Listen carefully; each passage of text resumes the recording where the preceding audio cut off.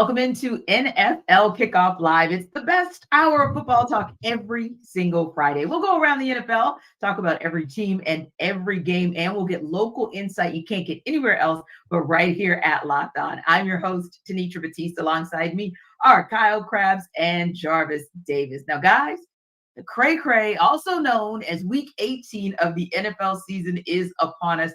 And of course, other than those number one spots in both the AFC and NFC, respectively, the playoff picture is cloudier than ever. So lots to break down on this show. And Kyle, I want to start with you.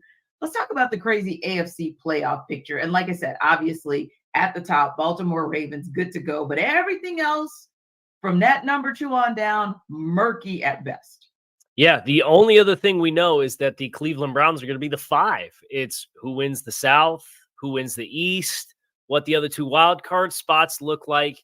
And you at least have one game where 2 of these teams are playing each other on Saturday, the late game on Saturday. Houston and Indianapolis playing one another with effectively a playoff play-in game is at stake in that game. The earlier game on Saturday will be of particular interest to Western New York. The Pittsburgh Steelers playing the Ravens with a bunch of their starters sitting with the number 1 seed clinched for them. But Buffalo would clinch a playoff spot with a Pittsburgh loss. They could also clinch on Saturday with a Houston-Indy tie. They could clinch with a Jacksonville tie. And then, of course, they play their own game on Sunday Night Football against Miami, where they could go from being the 2 seed with a win, or Miami wins and they're the 2 seed. Mm-hmm. Or if they lose that game, depending on what happens in these other games, they could be the 6, they could be the 7, or they could be out entirely. So, like, the big flux team is Buffalo with where they are sitting going into Week 18. And you know that good old NFL, they managed to flex that game and put it as the last one on the schedule. So you'll have all the drama building up and kind of get an idea where Buffalo stands. And they will know for sure whether they're going to be playing for seeding or if they are playing for their playoff lives when the other games wrap in the build-up throughout the rest of the weekend. Yeah, it's absolutely crazy when you think about where we started in Week 1 in the AFC, Jarvis, and where we are kind of here now. And yeah, some of the same names and some of the same teams are coming up at the top of the conversation. We have been having conversation about the Bills the entire season, although at the beginning of the season, it looked like we wouldn't be having conversation about them at all as it relates to playoffs. Dolphins still in the mix. We've been talking about them from day one. And obviously the Ravens, although I don't know that we expected them to necessarily be the number 1 seed, but many of these teams have been in that conversation, but we couldn't have imagined when we started the show in Week 1 that we'd be having this conversation about so many teams that are on so many different bubbles, like Kyle said, other than in the 1 spot and the 5 spot, this deep in the season. You know what? And the thing about it is, like, kind of like going through my prep and everything like that, I was just looking at the AFC. I'm just like, man, look at this AFC South, because nobody saw the Houston Texans doing what they've been able to do all year, and just seeing what D'Amico Ryans and C.J. Stroud, obviously he was out for a little bit, but they kind of hit a little snag in towards the end of the season. But just overall, like that team is the type of team that you understand, like they're going to be, what this team is going to be for the next 10 years or 5 to 6 years, barring any catastrophic injury at the quarterback position. And I think if you staying in the division, you just look at what the Jacksonville Jaguars have been able to do or not being able to do going down the stretch, right? Because like they've just been losing games and just a lot of questions about Trevor Lawrence and whether or not he is the guy, because we've had those conversations, coming to the season, like, hey, this division is Jacksonville's to win. And we're coming down to the last game of the season saying, all right, who's going to win this division? So it's just so interesting. And then staying in that division, Indianapolis Colts. Anthony Richardson, the starter. And then you got Gardner Minshew and Shane Steichen and what he's been, not Shane Steichen, excuse me, what Gardner Minshew has been able to do as a backup and being able to stay in that conversations for the division is just, you can just talk about the type of coaching job that he's been able to do. And with the players that you have in place, I just think this AFC South has been really fascinating to watch all season, because we understood what it was coming in, but it hasn't worked out that way, and it's worked out in the favor for a couple teams that don't have teal and black in their uniforms. And it's interesting that you mentioned the job that D'Amico Ryans has been able to do with the Houston Texans, because so many people have been saying that what Kevin Stefanski's been able to do with Cleveland Browns will get him a nod for Coach of the Year. But I think D'Amico Ryans definitely deserves to be in that conversation, because I don't think when you saw that the Texans were aggressive in the draft to get CJ Stroud and to then get Will Anderson, you thought, okay, that's a team that in 2 to 3 years we're going to be having some conversation about. But like you said, you never quite know how things are going to play out, even with Trevor Lawrence. He's still listed as questionable right now. They haven't made a determination for sure on what's going to happen with him in the game this weekend. So that could be a pivotal kind of a do or die in how things kind of play out there. But, Kyle, another team that we talked about at the beginning of the season that maybe would have been that team that you would have thought would have been a foregone conclusion would be your Super Bowl champions. And yet Kansas City has been up and down around. You kind of don't know. And we'll talk a little bit more about the same version of them in the NFC South, in the NFC, and that in the Philadelphia Eagles in just a moment. But yeah, KC, you look at Kansas City Chiefs and kind of where they are and what's going to happen with them as far as how deep can they go in the playoffs? What does the playoff situation or postseason situation look like for them as they get deeper through this postseason? Yeah, how ironic is it that we've been on this show for 7 minutes already talking exclusively about the AFC playoff field. We haven't mentioned Kansas City, and when we started at the very beginning, I said, about the only other thing we know is Cleveland's a 5. Since Kansas City's clinched as the 3, like that's locked in as well. So we know that for sure. But it's by the way, defending Super Bowl champions. They have just been in such a rough spot offensively. And it's been really hard to watch for the better course of the past month to ask the question, when are they going to refine and recapture their rhythm?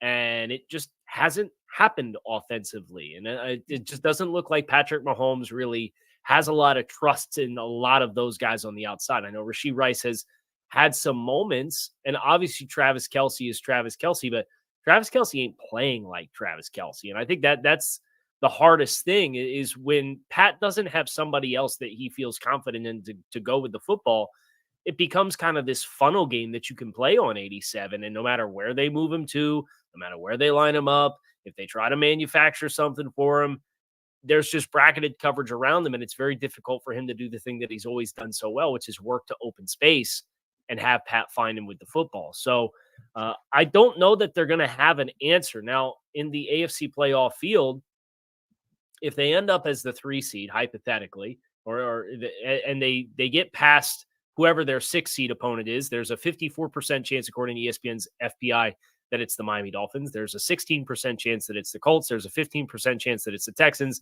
And there's an 11% chance that it's the Bills. So they got 4 possible opponents. Yeah. With this week left to play, and they have nothing to play for. So they're sitting Patrick Mahomes against the Chargers. It'll be Blaine Gabbert. So they know Pat's going to be ready to go. They'll get an extra week of prep there. Yeah. They get past that. You get into the divisional round. Like, who knows what happens, depending on if there's upsets. Well, you could find them in a position to play a home playoff game in the divisional round. So like, it's not that absurd to think they could still end up making a push to the AFC Conference Championship.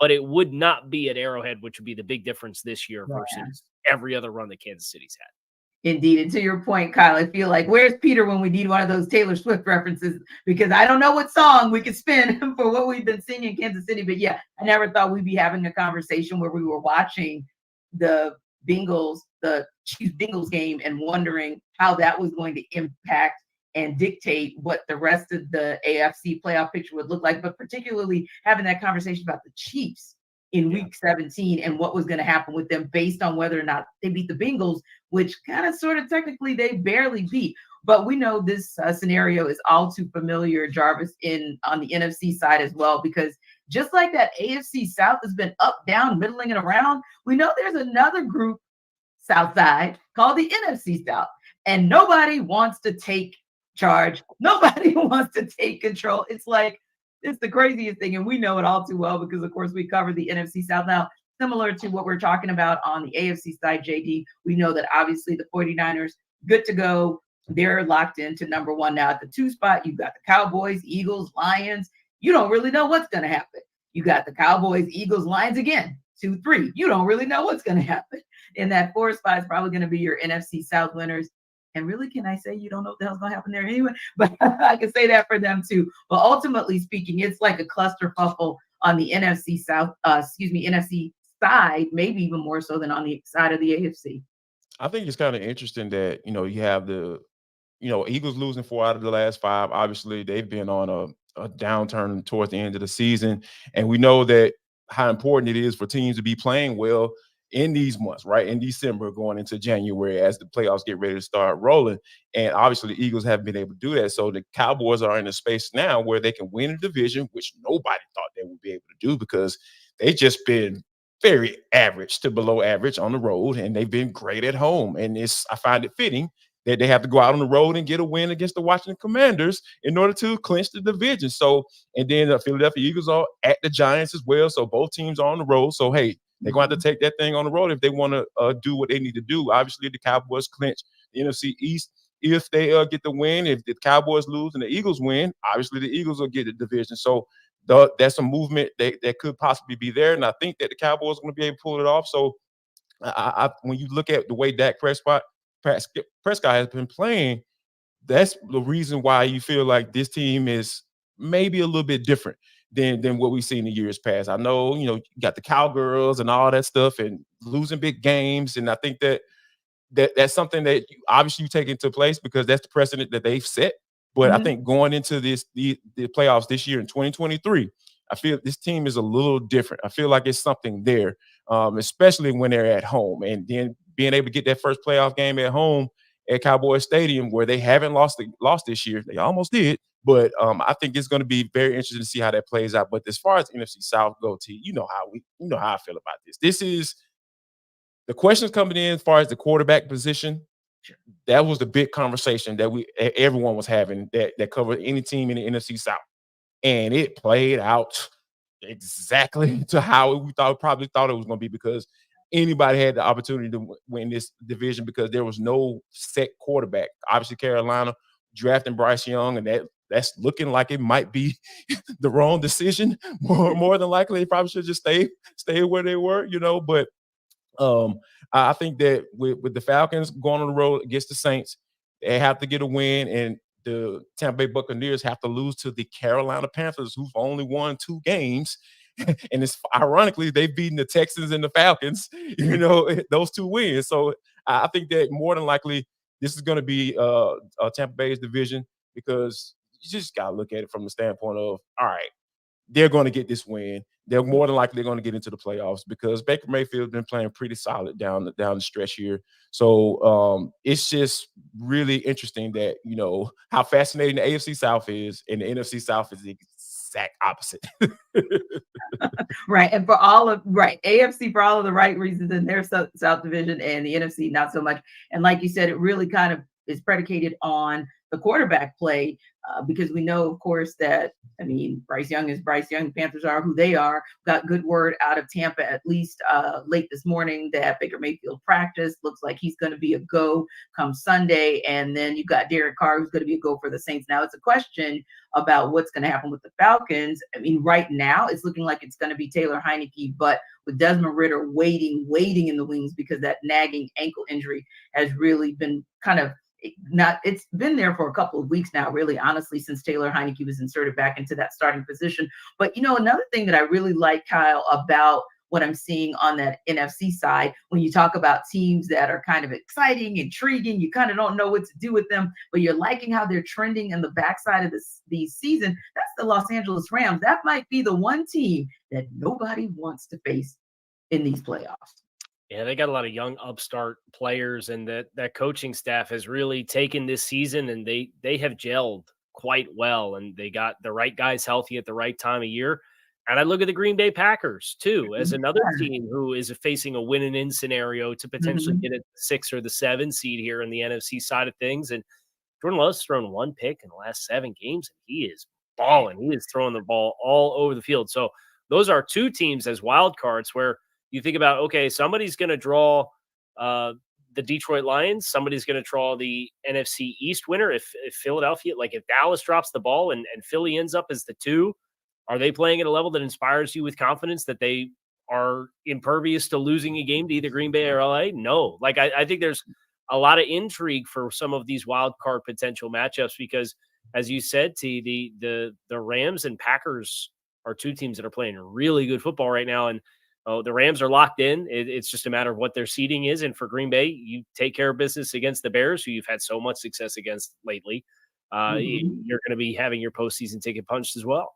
Yeah, very intriguing. Yeah, you're absolutely right. I was watching Green Bay last week. Hadn't watched them play a game in a couple weeks, and I'm just impressed at how good they're looking and how they've progressed throughout the season from the last time I was able to watch them take the field. So yeah, some interesting stuff going on both sides in the playoff picture. And listen, it's almost time for us to talk about one that we have been waiting and kind of salivating for this entire week. Of course, that's the Buffalo Bills and the Miami Dolphins. We're going to get into it on the other side. But before we do, let's tap into what Jarvis has to say about LinkedIn.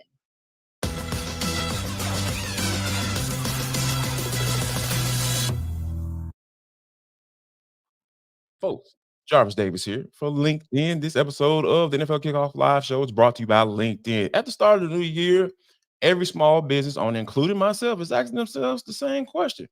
What's the one move I can make that'll take my business to the next level? How can I make some more money? Well, LinkedIn Jobs, we've got you covered, right? Because they know exactly what leads to success, and it depends on the team that you surround yourself with. And that's why LinkedIn Jobs has created the tools to help you find the right professionals for your team faster and for free. Guys, let me tell you something. LinkedIn isn't just another job board. LinkedIn has a vast network of more than 1 billion professionals. Yes, billion with a B, which makes it the best place to hire. So hiring is easy when you have that many quality candidates. So easy, in fact, 86% of small business get a qualified candidate within 24 hours. I'm telling you guys, that is super, super fast. So LinkedIn also knows that small businesses are wearing so many hats and might not have the time or resources to hire. I'm telling you guys, this LinkedIn needs to go right where you need to go right now. So post your job for free at linkedin.com/lockedonnfl. That's linkedin.com/lockedonnfl to post your job for free. Terms and conditions apply.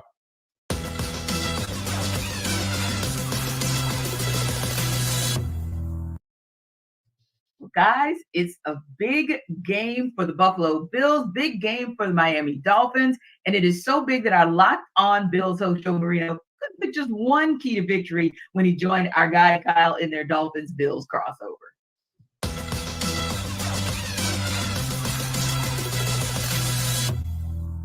What's the number one key to victory in your mind for Buffalo? I can't give you number one. I got three things down, Kyle Grass. Start with number one, and then we'll. I don't know if there's anyone that's more important than the other. Okay, all right, go ahead. The first thing I do have written down is defensive intensity. I think that a big reason why the Bills have been able to go on this 4-game win streak and be in this position is because of how their defense has played. And against the Chiefs, Cowboys, Chargers, and Patriots, they've allowed an average of 277 yards per game, 17.5 points per game, and have tallied 7 takeaways. And I've seen this defense come out and really have some tone-setting dynamics about it with just the urgency, how fast they're playing, how physical they're playing. And that's going to need to continue this week against the Miami Dolphins. And we all know how potent that offense is. And so that tone-setting nature that they've come out with lately has to show up against the Dolphins on the road. Number 2 is the red zone. When you're on offense, touchdowns, not field goals. When you're on defense, field goals, not touchdowns. And these are two pretty fascinating teams when it comes to the red zone. Both are terrific on offense. The Bills, number 2 in red zone touchdown percentage. Dolphins, number 3 in red zone touchdown percentage on offense. Defensively, neither team's been very good. The Bills, 20th in red zone defense. The Dolphins are 30th in red zone defense. And so who can make those trips to the red zone end in 3 versus ending in 6? I think that's going to be a deciding factor is success in the red zone for both teams. And then turnovers. Turnovers are pretty much the story of almost every NFL game, whether you can take care of the football, whether you can take away the football. I mean, the Bills, they're +3 in takeaways against New England last week, 4 total takeaways. Obviously the Dolphins had a lopsided situation there when it comes to turnovers and giveaways. And so I think that's going to be a storyline. Who can protect the football, but also be aggressive and make plays, and who can take it away. I think that's also going to be a big part of any game, and of course, a high stakes game like this.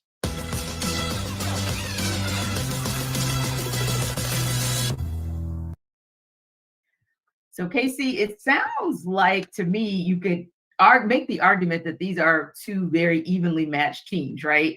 And Joe is kind of he couldn't come up with just that one key, right? That key to the win. But what would you say? Kind of want to get your reaction first of all to what Joe had to say, and then I want to ask you a little bit about some things of going from point A to point B. But first, your reaction. I've been doing podcasting with Joe for about 8 years, and one thing I know for certain is Joe, if you ask him for one thing, he's never going to give you one thing. So I'm glad he didn't disappoint and didn't just double dip, which is the patented Joe Marino move. He triple dipped. Yeah.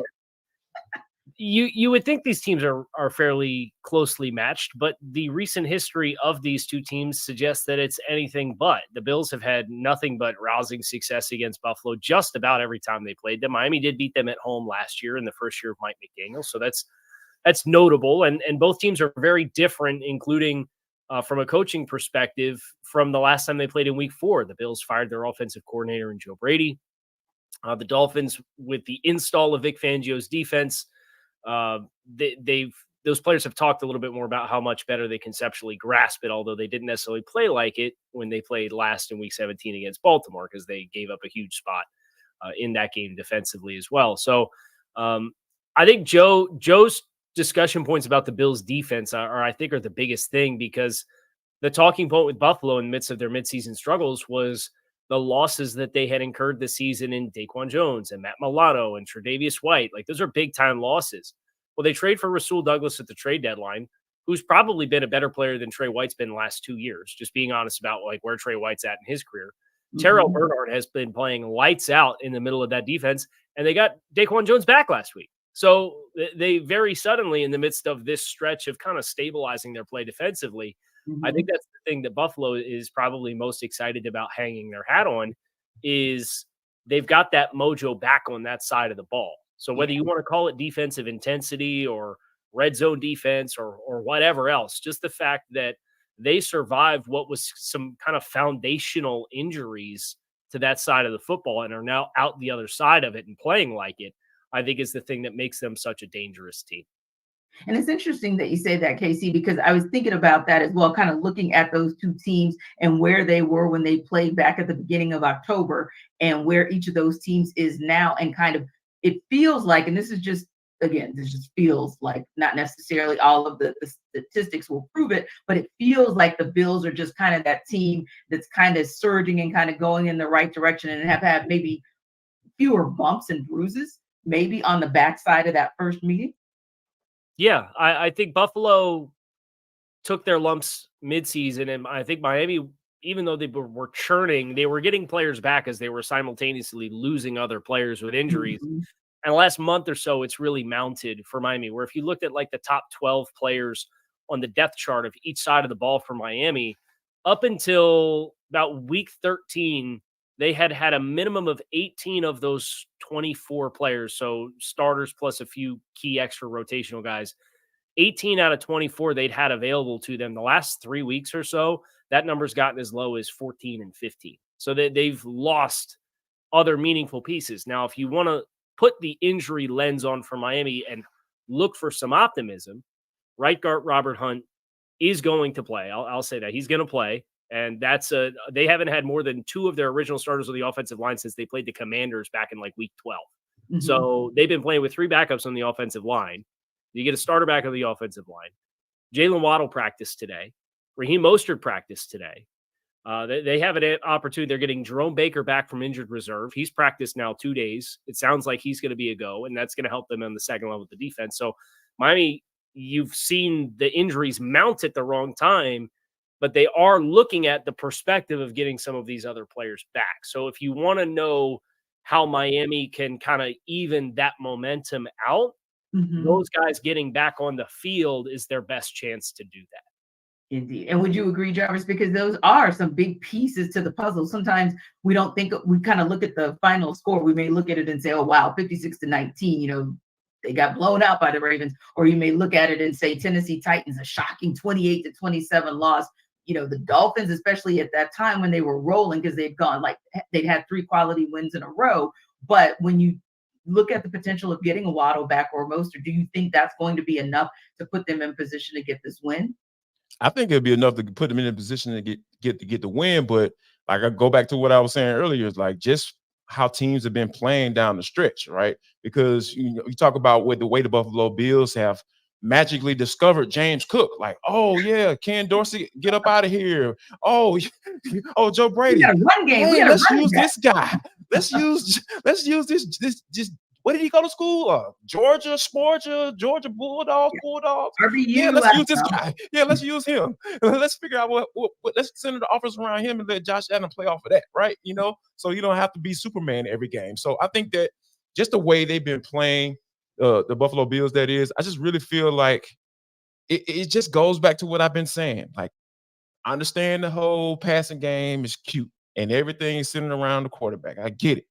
But when you're talking about going into the playoffs and going on a run and playing and taking it on the road, whether you're on the road or at home, in the element, running the ball and playing defense is going to win you games. So I think that, when you have Buffalo playing the way they've been playing down the stretch in a 4-game winning streak and everything, they discovered, that they have a weapon, a guy they can count on to give them 20 times a game and not have to worry about a guy his durability, because he's only been in the league for 2 years. This is his second sophomore season. So, like, those are some of the things that I take a look at when you talking about going into divisional matchups, and then. But the only thing that kind of having me a little reserved, Kyle, is the fact that, hey, Miami is at home and they've been really good at home. So those are some of the things that I'll take a look at. But I think it all boils down to, hey, who's going to be able to continue to establish themselves. And I think Buffalo has a little bit more momentum as far as that going into this game right here. Yeah. Just one other thing, Tanitra. I think this is a big James Cook and Dalton Kincaid spot. Traditionally, Josh Allen, he puts up like everybody else's best career single game numbers every time he plays the Dolphins. It's what he ends up doing. Like he just rings up touchdowns and yards like nobody's business. But he's really banged up. And obviously they've needed him, and kind of the evolution of this offense with Joe Brady has called upon a little bit more of the quarterback run game. He has a stinger in his left shoulder. He hit his hand off a throwing helmet and has a sprained digit in the middle digit of his middle finger on his throwing hand that he hit off the helmet.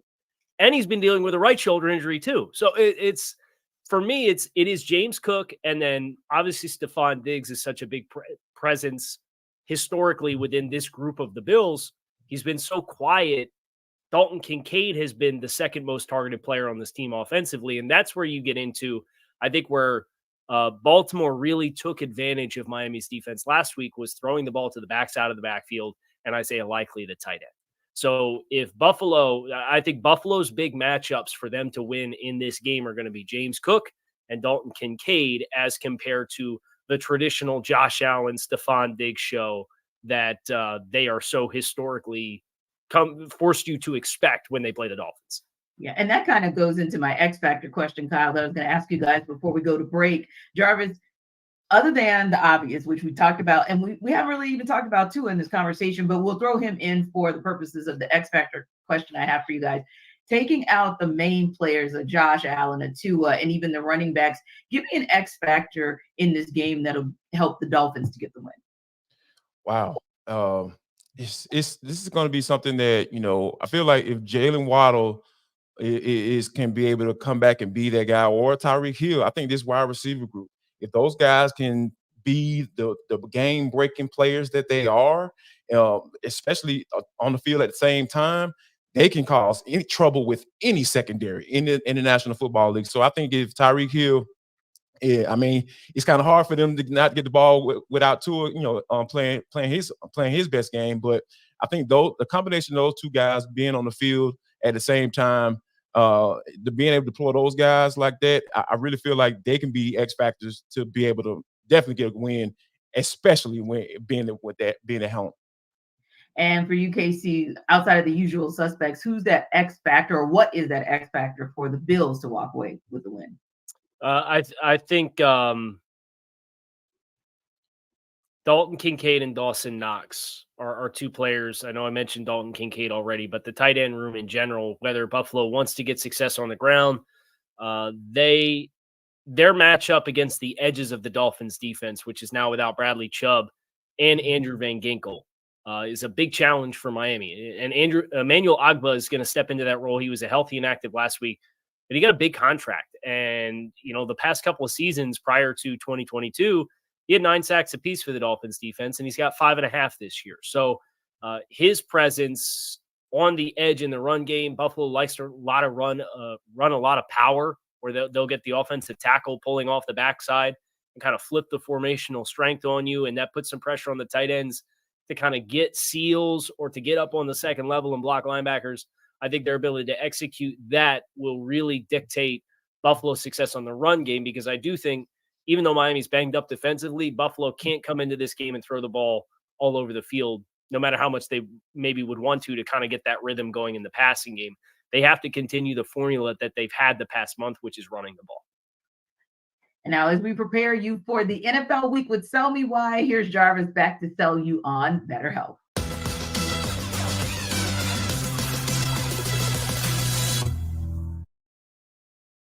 Jarvis Davis here for BetterHelp. This show is sponsored by BetterHelp. Now, people, every year we all do it. I know you do it. I've done it as well.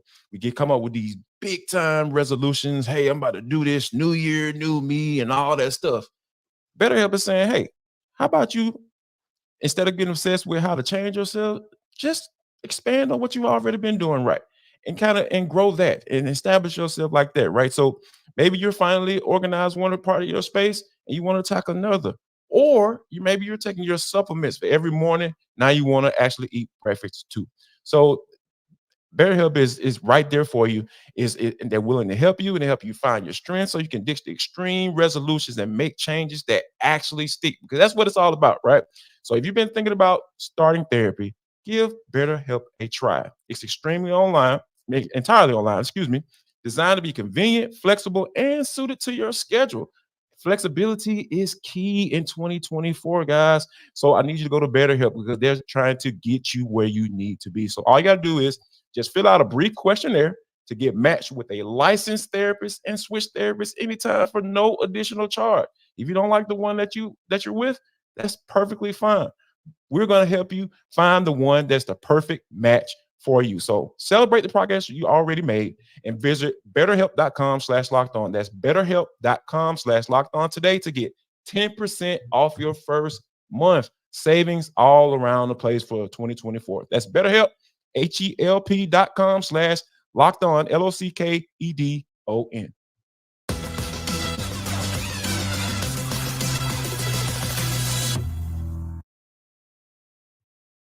Guys, the Pittsburgh Steelers open week 18 as 3-point favorites over the Baltimore Ravens, who, as we talked about earlier, are expected to rest most of their starters. Here's Chris Carter of Locked On Steelers to sell you why the Steelers can then be able to cover the spread. I'm Chris Carter of the Locked On Steelers podcast. The Pittsburgh Steelers face the Baltimore Ravens in Baltimore for a rematch and are 3-point favorites on the road. That may not make sense unless you know that the Ravens are going to be resting a lot of starters. Lamar Jackson already announced this benched. I expect Roquan Smith, Patrick Queen, Marlon Humphrey, Kyle Hampton, and Zay Flowers all to also not play in this game, as well as offensive linemen like Morgan Moses and Ronnie Stanley. That's a bunch of key players in a game that the Steelers are desperate to win, while the Ravens, they want to win. They want to beat the Steelers. They have the saying, you're not a Raven until you beat the Pittsburgh Steelers, so they'll be trying.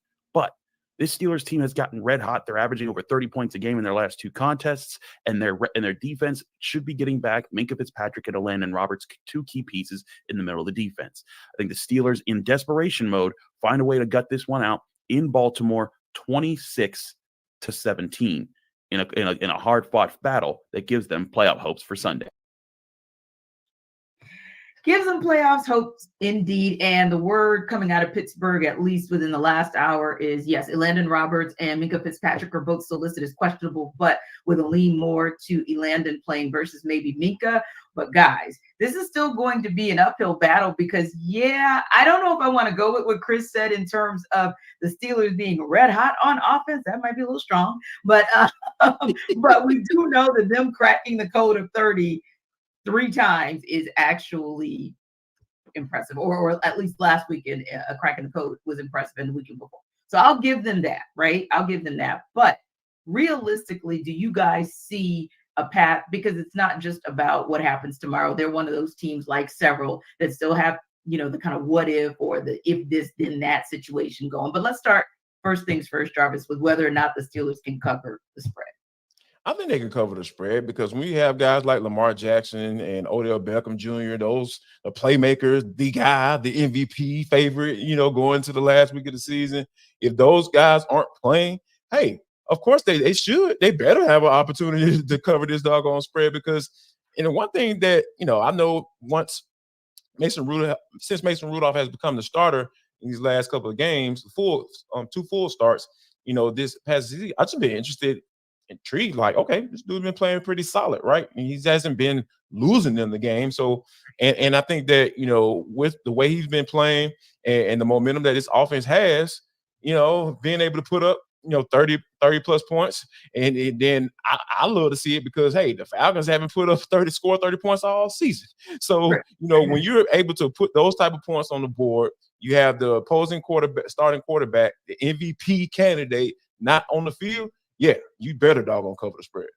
Indeed. And Kyle, do you agree that they should, at a minimum, cover the spread, the Steelers? Yeah, why not? I'm not going to doubt Chris again. I've doubted Chris enough this season, and now all the Steelers have done it for 30 points in back-to-back weeks, right? Absolutely. So right. I'm going to say yes. I do think Pittsburgh, and I think this is the big difference. They do have an experienced backup quarterback in Tyler Huntley, but Tyler hasn't played games in this system.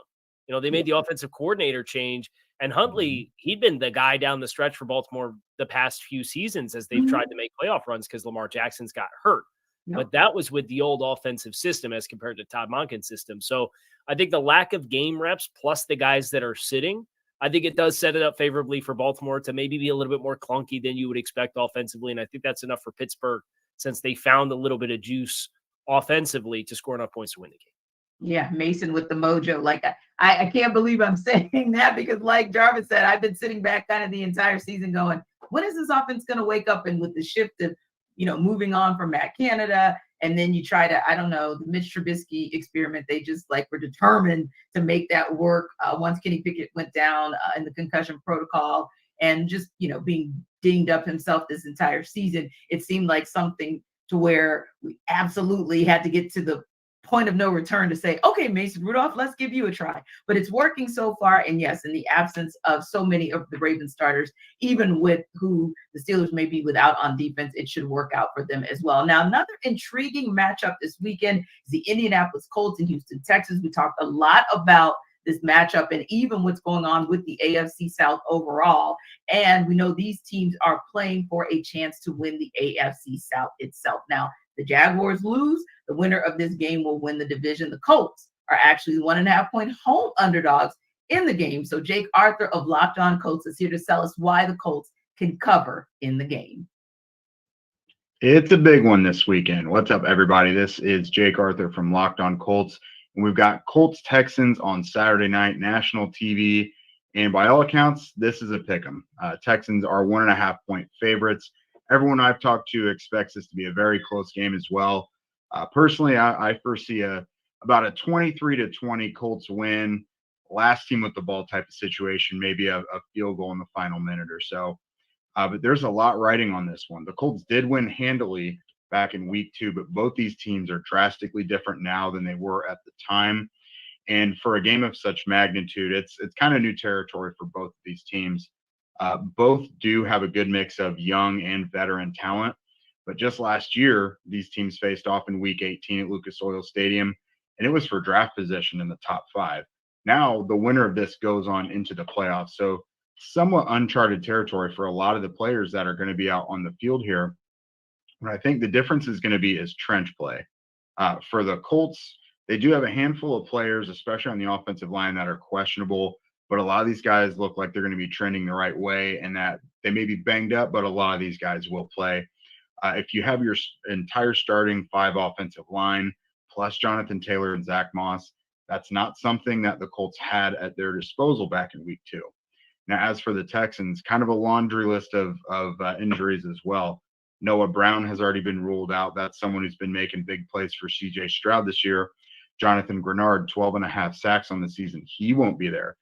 Will Anderson, his bookend, he's questionable as well. So you pretty much have the entire defensive front for Houston that is questionable or banged up at the very least. And then you have a Colts run game that should be at relative full strength.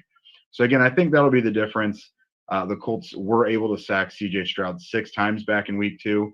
Well, I don't think they're going to duplicate that number. I do expect them to at least get to him a few times, hopefully make life uncomfortable for him if you're a Colts fan. So that's how I see it. Close game. Colts bringing it home. Thanks. So KC, first and foremost, as Jake said, we know that these teams are so intriguing because you look at them and it's 3-13-1, 4-12-1 from last season. And now all of a sudden we're having this conversation about the Colts and the Texans having an opportunity to win the division and get into the playoffs. It's crazy how that year over year, and we'll talk about that a little bit later as well. But first things first, do they cover the spread? Yeah, impressive journey for the AFC South. Maybe both you guys cover yours, but that's what happens when you play four games against the NFC South in your schedule. All of a sudden, things soften up a little. Find some more wins. I want to pick Houston to win the game. I think Houston has some better dynamics at play, but Indy's just kind of been like. Last year, Joe Marino and I on NFL Scouting referred to the Minnesota Vikings as the purple cockroaches, where you just couldn't kill them, right? Like there were all these games where they're down, and you thought like, okay, they're backed into the corner. I'll put my foot on them, and boom. And then they have the biggest comeback in NFL history, and they turn the ball over on the 1 yard line against the Bills, and the Bills fumble the ball when they're trying to run out the clock, and Minnesota comes back and wins that game. And just all of these improbable games, and it hasn't been that extreme with Indianapolis, but they feel like that team this year that you keep being ready to write them off, and they keep finding ways to win football games. So I think I do like Indy to win the game. I view it as generally a coin toss game. I think if you played it 10 times, the Texans would probably win more out of the 10, but it just feels like with the way that their individual seasons have trended, that Indy is in a position to win this football game, just kind of off a gut feeling. And it'll be interesting to watch the AFC South divisional implications. It just came through on the timeline that Jacksonville will face Ryan Tannehill and not Will Levis on Sunday. So, the winner of this game needs Jacksonville to lose to win the division. You'll kind of have that mystery and intrigue going in. I don't know if a veteran quarterback being the team playing Jacksonville is a good thing or a bad thing. And Ryan Tannehill's thrown 1 touchdown pass his last 136 attempts, so probably not a good thing. But nevertheless, this is still a playoff win and in type scenario. So I think I like the Colts, but don't ask me to put a lot of confidence points on it. Yeah, JD, it sounds like KC is kind of thinking there might be some Minshew magic that goes down this particular weekend. What are your thoughts first and foremost on covering the spread? To be honest with you, I don't think they're going to cover it because, I like when you used to have like pick'em games. I like to look at the quarterbacks, right? Because that's the type. That's where I'll go. And as much as Gardner Minshew can take over a game, like you mentioned, the Minshew magic and all that stuff, I really look at the guy who has the brightest future in this league, and that has to be C.J. Stroud. So because the way he's just handled himself and dealing with all the Q scores and all that stuff, at the beginning of the year, and I just think that this young man has done some really good things, and I think that him being paired off with D'Amico Ryans, like we mentioned earlier, he's head coach of the year candidate. He should be because nobody had any expectations for that team coming to the season. So I really feel like this is a game where I feel C.J. Stroud is going to put on that cape and say, you know what, I'm here, NFL. I need y'all to take a look at me because I'm here and I'm not going anywhere. And I feel like the Colts won't cover the spread because of that. Indeed. Well, you talked about a couple of things that ring very true in the NFC South, and that is QB question marks and teams that have zero expectations of them. Wow, you just called the name of the NFC South yet again. Well, we know it's going down in my hometown this weekend. The New Orleans Saints and Atlanta Falcons will face one another. And then there's that team, the Tampa Bay Buccaneers, that's going to face off against the Carolina Panthers. So it's literally like this NFC South battle royale. that are going to dictate. Keep quiet, man. Keep quiet. Anyway, the Saints are 3-point favorites at home, shockingly. The Falcons, of course, won that last game 24-15. But Ross Jackson, who always keeps it real out at Locked On Saints, is going to sell us why the Saints can cover that spread. If the New Orleans Saints want to get a win against the Atlanta Falcons and cover the spread, it all comes down to the offensive side of the football. My name is Ross Jackson. I'm the host of the Locked On Saints podcast. And if the New Orleans Saints want to keep their playoff hopes alive and at least control what they can before they need to get some help from some not so great friends around the NFC, it's all going to come down to a fast start on the offensive side of the football as far as I'm concerned. If you look over the course of the past 5 games, the New Orleans Saints in their best wins, the games where they've looked their best up against the Carolina Panthers, the New York Giants, and of course the Tampa Bay Buccaneers last week, it all came with fast starts on offense. And that does 3 things for you if you're the New Orleans Saints. And just as a converse, we can look at the Los Angeles Rams loss on Thursday Night Football, a game where they didn't get a fast start. Things didn't work out great for them. But those 3 things that the fast start on the offensive side give you is that, first of all, it builds your momentum on offense. New Orleans Saints have been very inconsistent on the offensive side of the football here recently, but when they build a rhythm, they have what they need to be able to at least keep pace with their opponents and continue to compete. They're not a runaway team, but they're certainly a competitive team. The second thing, and this is big for the New Orleans Saints going into this matchup at home, is that it gets the home crowd involved. New Orleans Saints didn't get their first opening scoring drive all season when it came to touchdowns until last week's game against Tampa. They've yet to have one at home. Let's see if they can do it here in week 18 and get that hot and cold Superdome crowd in their corner. And finally, it gives the New Orleans Saints the opportunity to play to their defensive brand. Their defensive brand wants to attack quarterbacks. You ain't attacking a quarterback if they're able to run the ball all day long because you haven't created a deficit over on the offensive side. So while the offense can be the team's best offense, of course, it can be this team's best defense as well, forcing Atlanta Falcons quarterback Taylor Heineke into some obvious passing situations and therefore some opportunistic circumstances for that New Orleans Saints team. It's interesting because my first thought was, wow, and I say this with all sincerity and seriousness, if everything is dictated in this game by a fast start, that's probably not going to bode well for the Falcons. The Falcons have just, and Jarvis, we've seen it over and over this season. The Falcons are just notorious for going into a game and kind of building up to the fourth quarter. And you're wondering, wow, where was that team in the first quarter? But before we go there, kind of keys to the game and where we see each of these teams kind of having the pathway to getting a win. Casey, do the Saints cover or no? So I have developed a general rule of thumb for NFC South games, and it is look at it with logic and facts, and then whatever that dictates is going to happen, pick the opposite to happen. Yes, sir. And it's, Right. it's like clockwork. It's incredible. So the Saints should win the game. I think the Saints are the better team. I think they're still a more talented team in spite of some of the injuries that both of these teams have had to work their way through. I don't know which is the better coached team between the two, but I don't think coaching is a particular strength for either team this season. But then I also look at Atlanta and I say, okay, Atlanta, let's look at, since your bye week, you had a bye week, week 11. You had 396 yards of offense in week 12 against the Saints. You won that football game. And then you had 194 yards of offense. Then you had 434. Then you had 204. Now you had 406. Then you had 304. So we're doing this, and we're coming off of a this. So I think from Atlanta's perspective, for whatever reason, I think this is a matchup, particularly if Taylor Heineke plays.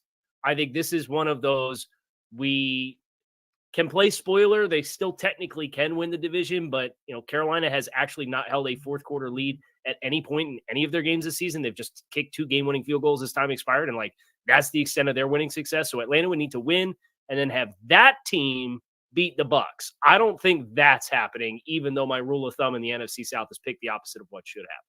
But this game, I do think it applies. I think the Falcons play spoiler here in this game. How about you, Jarvis? Wow, man, it's like I'm jaded, Kyle, to be honest with you, because I'm so used to the stock market offense, and the turnovers and everything like that. And the Falcons are going to take Taylor Heineke all the way up until pregame, to determine whether or not he plays. I think he plays, but so too. something in me says that Desmond Ridder might end up being the starter for this one. And if that happens on the road, I think we're going to be riding this Ridder roller coasters. And I think that the Saints will cover the spread because of that, because this dude is just prone to turn the football over. He just can't help himself. Like, I think there's only been like 3 games since he's been a starter in the NFL that he hasn't turned the football over or fumbled or thrown an interception. So it's just, when you think about that aspect of it, it's just something that he can't get past. And if Desmond Ridder is the starter and Taylor Heineke can't play, I really feel like this is going to be a game where the Saints are going to get the win and hope and pray, because we'll know the NFC South will be determined by 4 o'clock because everybody's playing at 1. So I think this is going to be something that they'll be looking at. Somebody's going to be looking at the other game with Tampa and Carolina, and I think that the Saints are going to be looking to say, "Hey, please, Carolina, find some offense because we want to get into this the playoffs and play at least 1 extra game." Yeah, indeed. Yeah, to me, it's just a pick 'em. I'll be honest, just because I've seen both of these teams do the unthinkable at the most inopportune times. And I think it's like you said, Kyle, if I go ahead and pick the Falcons, the 3 of us will be texting on Sunday going, what the hell just happened? If I go Saints, we'll also be texting, what the hell happened? So it's a pick 'em. Goodness knows that we're going to be right there, locked and loaded to see what in the world we're going to see come Sunday. But we're going to talk about a few more awards that NFL Kickoff Live is going to give out as we wrap up today's show. But before we do that, Jarvis is going to tell you once again why you should check out LinkedIn.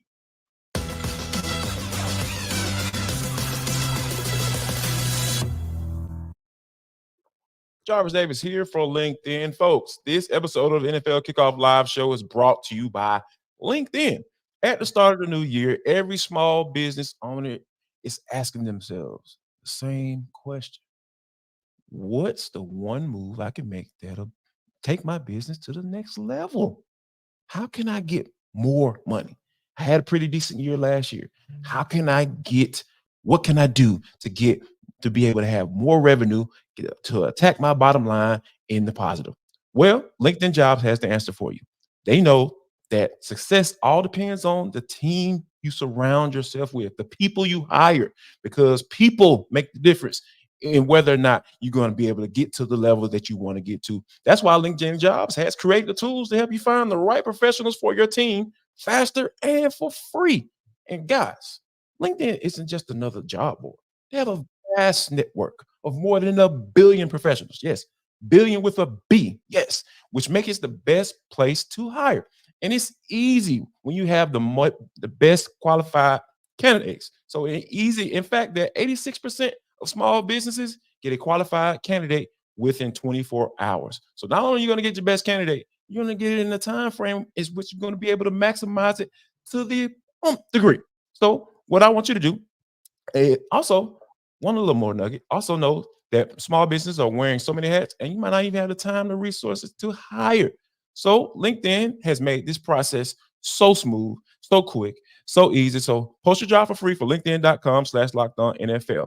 That's LinkedIn.com/LockedOnNFL to post your job for free. Terms and conditions apply.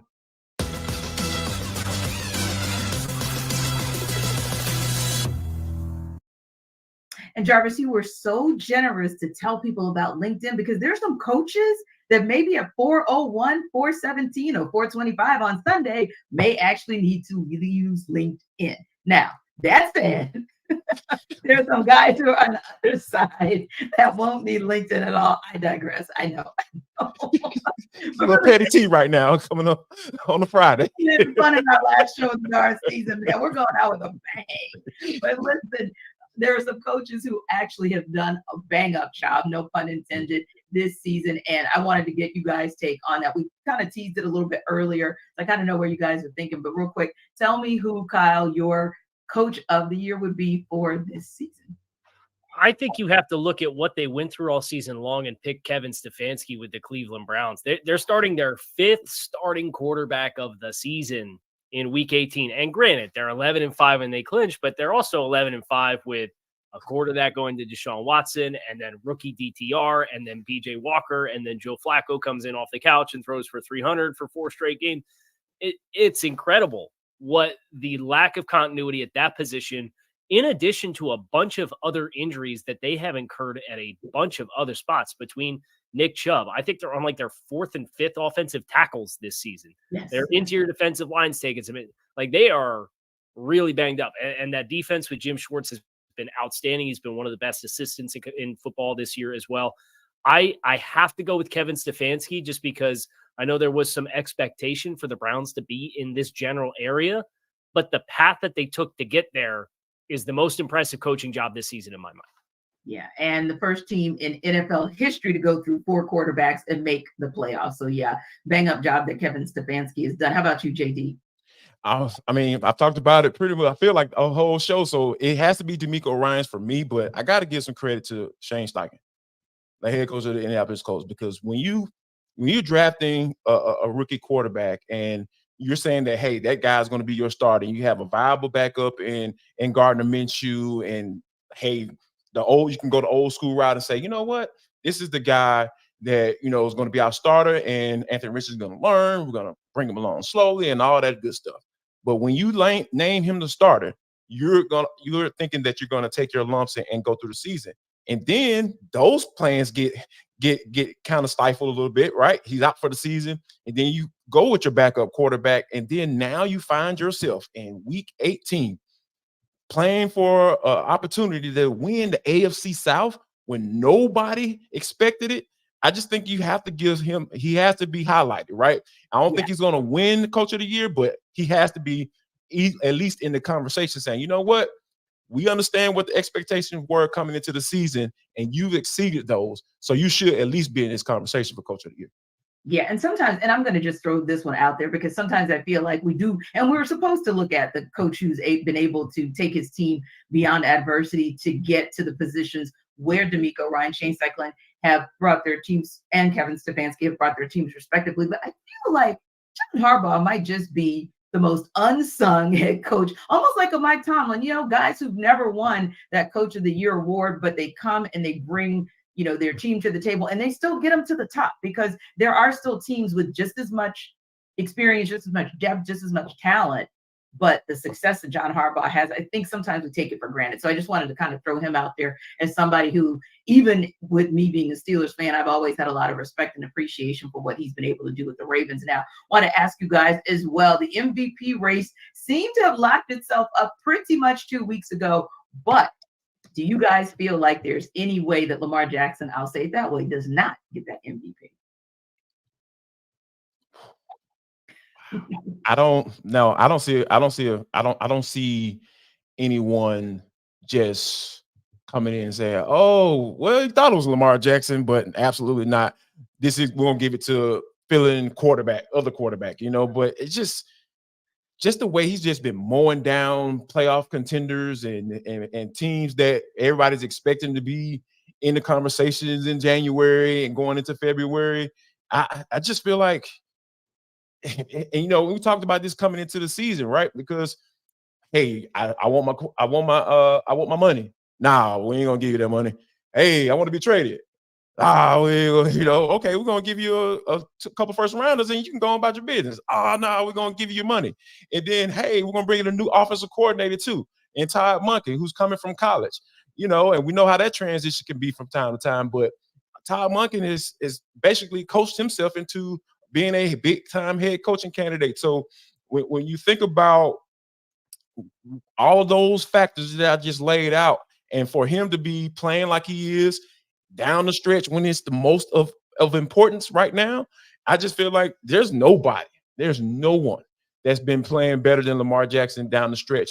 And for that reason, I really feel like there shouldn't be anybody else in the conversation. KC, you good with that one too? Yeah, I kind of am hoping to get like a thank you card or something as the Locked On Dolphins host for Lamar having that be the exclamation point on his season against Miami. Last 2 weeks they played the 1 seed in the NFC and they beat him by 2 touchdowns. And then they played the team that's been slated as the 2 seed for the last 2 months in the AFC and they beat him by 5 touchdowns. So it's just been an incredible exclamation point for the best team in football, and Lamar taking this evolution with the opportunity that he's had with how they've changed their offense, I think is absolutely the deserving winner for the MVP this year. Indeed. And I'm going to co-sign on that as well. I think Lamar Jackson absolutely balled out. And like I said, as a Steelers fan, it's kind of tough to watch it. But man, it's been beautiful as a football fan to watch. And hopefully for you guys, our fans, it's been a beautiful thing to watch us throughout this regular season. I've had a blast working with Jarvis Davis and Kyle Krabs on this NFL Kickoff Live show. We're going to be sitting just like you guys this weekend with bated breath to see how this playoff picture shakes out on both the AFC and the NFC side. So thanks again for stopping by. As always, appreciate you guys for rocking with us here at Locked On NFL Kickoff Live. Enjoy the rest of your weekend.